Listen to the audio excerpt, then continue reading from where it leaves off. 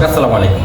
নির্বাচন মানেই মানুষের ভোটাধিকার, কিন্তু ভোট যদি হয় রাতের আধারে তাহলে প্রশ্ন উঠে যায় পুরো গণতন্ত্র নিয়েই। বাংলাদেশের রাজনীতিতে ভোট একটি বহুল আলোচিত শব্দ। দীর্ঘদিন ধরে এই অভিযোগ নিয়ে চলছিল বিতর্ক। এবার সেই বিতর্কে যুক্ত হয়েছে এক চাঞ্চল্যকর তদন্ত রিপোর্ট। পুলিশের এক দীর্ঘমেয়াদী অভ্যন্তরীণ তদন্ত রিপোর্টে উঠে এসেছে 2018 সালের একাদশ জাতীয় সংসদ নির্বাচনের রাতের ভোট সংক্রান্ত বিস্ফোরক তথ্য। তদন্ত সংশ্লিষ্টর দাবি, এই প্রক্রিয়ায় লেনদেন হয়েছে প্রায় 10,000 কোটি টাকা। চিন্তা করে 10,000 কোটি টাকা লেনদেন হয়েছে 2018 সালের নির্বাচনের জন্য। এর মধ্যে 3,500 কোটি টাকার বেশি ব্যয় করা হয়েছে প্রশাসন ও আইন শৃঙ্খলা বাহিনীর একটি অংশকে প্রভাবিত করতে।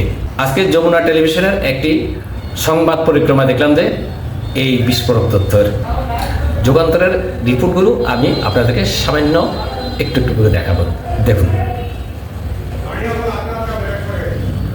আরও বলা হয়েছে, কোনো কোনো কেন্দ্রে ভোটারের সংখ্যার চেয়েও বেশি ভোট কেটে নেওয়া হয়। পরে ব্যালট পুড়িয়ে নতুন করে হিসাব মিলিয়ে ব্যালট ভরা হয়। এই তথ্যগুলো নির্বাচনের বিশ্বাসযোগ্যতা নিয়ে নতুন করে গুরুতর প্রশ্ন তুলেছে। এমনই এক তথ্য উঠে এসেছে দৈনিক দেশ রূপান্তরে প্রকাশিত প্রতিবেদনে। বেশি ভোট পাওয়া গেছে। কিছু ক্ষেত্রে ব্যালট পুড়িয়ে নতুন করে হিসাব মেলানোর কথাও বলা হয়েছে প্রতিবেদনে। তদন্ত প্রতিবেদনে আরো বলা হয়েছে, নির্বাচনের 3 মাস আগেই রাতের ভোট কার্যক্রম বাস্তবায়নের সিদ্ধান্ত নেওয়া হয়েছে।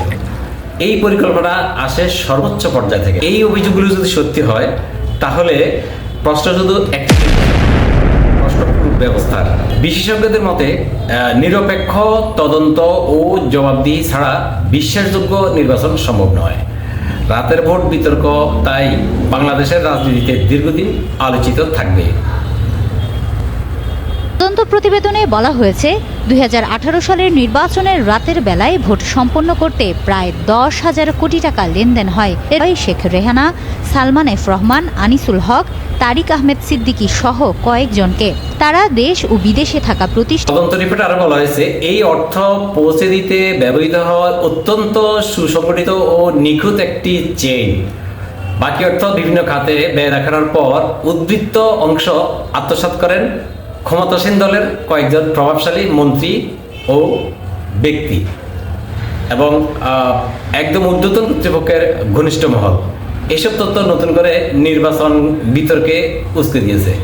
জুলাই আন্দোলনের পরে অন্তর্বর্তীকালীন সরকার বিভিন্ন বিষয় নিয়ে, অর্থাৎ জাতীয় দাবিগুলো নিয়ে যে কমিশন গঠন করেছে, ওই কমিশনের একটি হচ্ছে এই 2018 সালের নির্বাচন দিনের ভোট রাতের বেলা নেওয়ার যে অংশটুকু, এখানে কারা কারা জড়িত ছিল, কিভাবে এটা সংগঠিত হয়েছে, প্রশাসন লেভেল থেকে শুরু করে রাজনৈতিক ব্যক্তিদের মধ্যেও কারা জড়িত ছিল, এই বিষয়গুলো তদন্ত করার জন্য দায়িত্ব দেওয়া হয়েছে। দায়িত্বপ্রাপ্ত যারা, তারা রিপোর্ট প্রকাশ করেছে।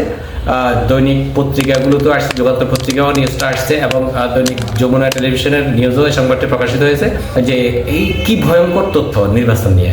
আমাদের ভোটের অধিকার সবগুলো কেড়ে নিয়ে দিনের বেলা যে ভোট দিব, সেই ভোট তারা রাতের বেলায় নিয়ে নিয়েছে। আমরা যারা ভোট দিতে গিয়েছিলাম তারা দেখলাম লাইন, বিশাল আকার লাইন দাঁড় করানো, টাকা দিয়ে তাদেরকে লাইনে এসে দাঁড় করিয়ে রাখা হয়েছে এবং তারা ওই সারাক্ষণ সকাল থেকে বিকাল পর্যন্ত ভোট গ্রহণ শেষ হওয়া পর্যন্ত ওই লোকগুলোই ওই লাইনে দাঁড়িয়েছিল, যাতে অন্যরা কেউ আসে এ লাইনে আর ইন করতে না পারে। এই বিষয়গুলো তদন্ত রিপোর্টে উঠে আসছে। আবার দেখুন, টাকার বিষয়টাও আছে। টাকা না হলে কিন্তু কোনো প্রশাসন কিন্তু এত বড় ঝুঁকি নিত না। ওখানে 10,000 কোটি টাকা বাজেট করা হয়েছে নির্বাচন, শুধু প্রশাসন নির্বাচন সংশ্লিষ্ট যারা ছিল তাদেরকে কনভার্ট করার জন্য, তাদেরকে আয়ত্ত রাখার জন্য, সরকারের আনুগত্য করার জন্য এই টাকা বরাদ্দ করা হয়েছে। 10,000 কোটি টাকার মধ্যে 3,000 কোটি টাকা তাদেরকে দেওয়া হয়েছে পরবর্তীতে দিবে বলে। এগুলা কিন্তু ওই প্রভাবশালী মহল আত্মসাৎ করে ফেলেছে। তো তারা দেখেন এই টাকাগুলো তারা কোথায় নিয়ে গেছে, সম্পূর্ণ টাকা তারা বাইরে পাচার করে দিয়েছে। এই দেশটাকে শূন্য করে দিয়েছে। 18 সালে নির্বাচনের পরে ভাবছিল যে 18 সালে নির্বাচনের পরে বিশাল আকার আন্দোলন হবে, সেই সরকার ক্ষমতা থেকে চলে যাওয়ার ভয়ে তারা এই দেশ থেকে সম্পূর্ণ টাকা পাচার করে দিয়েছে।